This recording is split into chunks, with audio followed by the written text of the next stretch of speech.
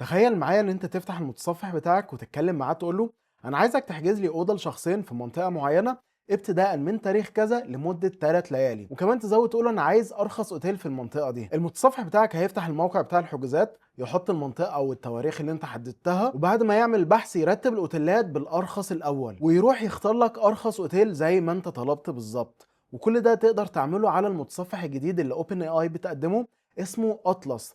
وده متصفح مدمج بالكامل مع شات جي بي تي، يعني هو الجزء لا يتجزأ منه. مش محتاج تفتح حاجة معينة عشان تستخدم شات جي بي تي، والمتصفح يقدر يعمل أكتر من كده بكتير. وطبعا في الفيديو ده هشرح لكم كل حاجة بالتفصيل عنه، ايه عيوبه ايه مميزاته والحاجات اللي ما عجبتنيش فيه، واللي ممكن تكون سبب ان الناس كتير ما تستخدمش المتصفح ده، مع انه المفروض ان هو يكون اذكى متصفح موجود دلوقتي. وتعالوا نبدا من الاول خالص. انت عشان تنزله لازم يكون عندك ماك، لان هو نازل على الماك بس دلوقتي، لكن هم قايلين ان هو هينزل قريب على التليفونات ايفون اندرويد وكمان على الويندوز. هتكتب في البحث بتاعك اطلس باي شات جي بي تي وهتفتح الموقع وتنزله، وبعد ما تنزله لما تيجي تشغله اول حاجه هيطلب منك ان انت تعمل ساين ان بالاكونت بتاعك، فتقدر تستخدم الاكونت اللي انت كنت مستخدمه قبل كده مع شات جي بي تي، وهيبقى عارف كل حاجه عندك وعنده كل المحادثات اللي بينكم وبين بعض. تاني حاجه هيقولك ان انت ممكن تنقل كل البوك ماركس او قائمه المفضله بتاعتك من اي متصفح انت بتستخدمه، سواء كان كروم او سفاري، ولو وافقت فعلا هينقل لك كل المواقع اللي انت كنت عاملها في المفضله عندك. وبكده يبقى اشتغل معاك المتصفح، واول حاجه هتشوفها هو بار البحث اللي موجود. والبار ده انت ممكن تتكلم معاه كانه شات جي بي تي، او ممكن تعمل بحث او تكتب موقع اللي انت عايز تروحه، وبمجرد ان انت تكتب حسب الكلام اللي انت كتبته هيطلع لك البحث بتاعك. يا اما انت بتسال على حاجه فهو هيقول لك الاجابه بتاعت الحاجه اللي انت بتسال عليها، او لو عايز تروح موقع معين فهو هيدخلك على الموقع. وكمان هتلاقي عندك فوق تابز معينه. بعد ما تعمل البحث بتاعك ممكن تفضل على الصفحه بتاعت شات جي بي تي، او ممكن تنقل على صفحه البحث كانك فاتح جوجل وعملت بحث معين، فهيفتح لك كل المواقع اللي ليها علاقه بالبحث بتاعك. او ممكن تنقل على بحث صور، بحث فيديوهات، او حتى بحث اخبار. وزي ما قلت لكم في الاول شات جي بي تي مدمج في المتصفح ده، فانت عندك دلوقتي فوق على اليمين خانه ان انت تتكلم مع شات جي بي تي في اي وقت وفي اي مكان وعلى اي صفحه انت فاتحها، فانت تقدر تدوس عليها وتساله على اي حاجه ليها علاقه مثلا بالصفحه اللي انت فاتحها. لكن الفكره ان مش دايما الاجابه بتاعته هتكون مفيده او هتكون صح. يعني مثلا انا كنت فاتح امازون وكنت عامل سيرش على صن بلوك، فكتبت له قلت له طلع لي اكتر واحد ليه ريتنج بس ما يكونش اعلان مدفوع، والاجابه بتاعته كانت ان هو كتب لي كل المنتجات اللي ليها اعلان مدفوع، وبعدها قال لي ده اول واحد ملوش اعلان مدفوع والريتنج بتاعه كان كذا، لكن ده ما كانش اعلى ريتنج فيهم. مثال تاني، ممكن وانت بتتفرج على فيديو ممكن تقوله يلخص لك الفيديو ده وهيلخص لك الفيديو، لكن مش صح. انا جربت على فيديو مقارنه الكاميرات بتاعتي ولخص لي وطلع لي حاجات كتير انا مش قايلها وكتب لي حاجات كتير غلط. ده غير ان هو كمان بيكتب لك تايم ستامبس، يعني الاوقات بتاعت حاجات معينه وكلها كانت غلط. فقلت مش مشكله، يمكن عشان الفيديو بتاعي عربي فالموضوع صعب شويه، فجربت بفيديو بالانجلش وبرضه كتب لي حاجات غلط. ده اصلا هو كان كاتب لي في التايم ستامبس على حاجه في الدقيقه 8 وهو اصلا الفيديو 6 دقائق بس. لكن اللي عجبني فيه وفعلا كان عملي جدا ان انت تطلب منه ان انت عايز تشتري حاجه اصلا.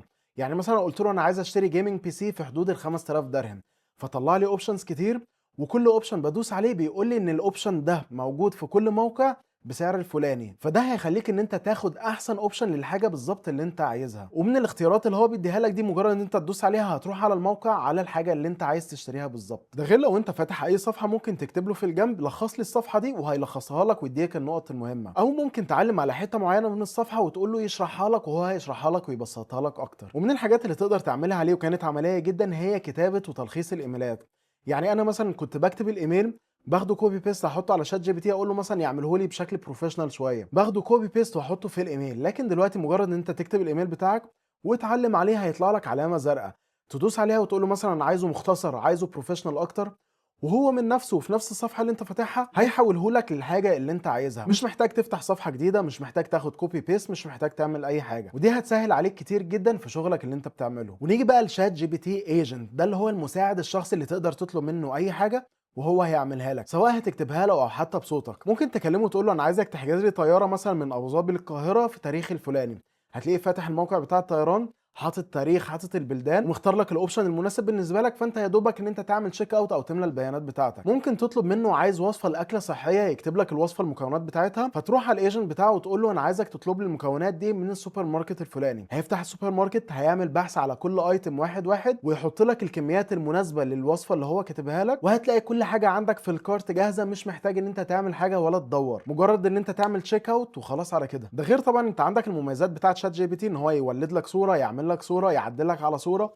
كل ده برضو من المتصفح وهيكون اسهل بكتير. ولكن نيجي بقى للجانب المظلم من الموضوع ده. انت عشان تستخدم المميزات اللي هي فيه مميزه زي مثلا الايجنت ويطلب لك حاجه ويشتغل لك على الويب سايتس والكلام ده كله، فانت محتاج تكون مشترك في شات جي بي تي بلس على الاقل.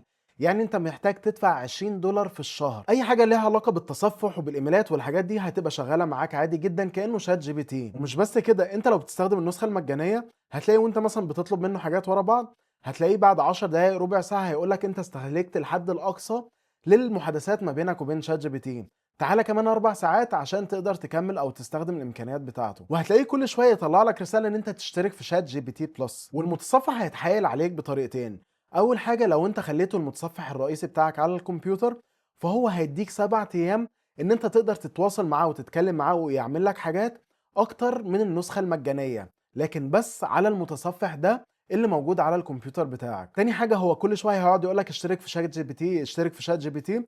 انا لما فكست له اكتر من مره لقيته مطلع لي ان انا ممكن اشترك اول شهر مجاني تجربه، لكن بعد كده هدفع ال 20 دولار بتاعت كل شهر. وده طبعا عشان ناس كتير ممكن انها تجرب الاشتراك المجاني ويعجبها، فلما يجي وقت الدفع ممكن يدفعوا عشان يكملوا بالخدمات بتاعتهم. لكن انا مش واحد منهم، انا ما اعتقدش ان انا هستخدمه كمتصفح الاساسي بتاعي، او حتى ان انا هدفع فيه 20 دولار عشان استخدم الامكانيات دي. لان الامكانيات دي انا لو هحتاجها مثلا مره في الشهر، مره في كل 3 شهور، ان هو مثلا يحجز لي طياره، ان هو يحجز لي اوتيل، يطلب لي حاجات من على موقع، وخصوصا ان الكلام ده موجود بس على الماك. اكتبوا لي تحت في التعليقات رايكم ايه في المتصفح الجديد، وهل ممكن تدفعوا اشتراك في حاجات زي دي ولا لا. وما تنسوش تعملوا لايك وشير وتابعوني، ان شاء الله اشوفكم الفيديو الجاي. السلام عليكم.